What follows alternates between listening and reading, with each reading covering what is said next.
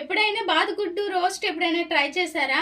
అయితే ఒక్కసారి ట్రై చేయండి, చాలా బాగుంటుంది. ట్రై చేయకపోతే చాలా చాలా బాగుంటుంది. ఫస్ట్ అయితే బాతుగుడ్లు తీసుకొని మంచిగా ఉడకబెట్టుకోవాలి. మనకి కోడిగుడ్డు మీద బాతుగుడ్డు ఏంటంటే కొంచెం పెద్ద సైజు ఉంటుంది. అండ్ ఇందులో వైట్ పార్ట్ అనేది తక్కువ ఉంటుంది, ఎల్లో పార్ట్ అనేది ఎక్కువ ఉంటుంది. వీటిని ఇంకా మనకి నచ్చిన విధంగా కట్ చేసుకోవాలి. నేను ఇంకా ఇట్లాంటి కటర్ ఒకటి తీసుకున్నాను, ఎగ్ కటరు తీసుకొని నేను ఈ షేప్లో అయితే కట్ చేసుకుంటున్నాను.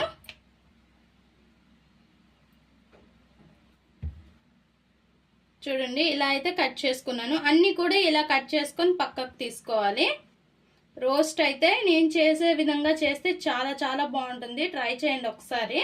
అండ్ చూసారుగా, నేను చెప్పాను కదా, ఎల్లో పార్ట్ అనేది ఎక్కువ ఉంటుంది, వైట్ పార్ట్ అనేది చాలా తక్కువ ఉంటుంది బాతుగుడ్డుకి. మీకు అక్కడే తెలిసిపోతుంది బాతుగుడ్డు ఏదో అండ్ కోడిగుడ్డు ఏదో అనేది.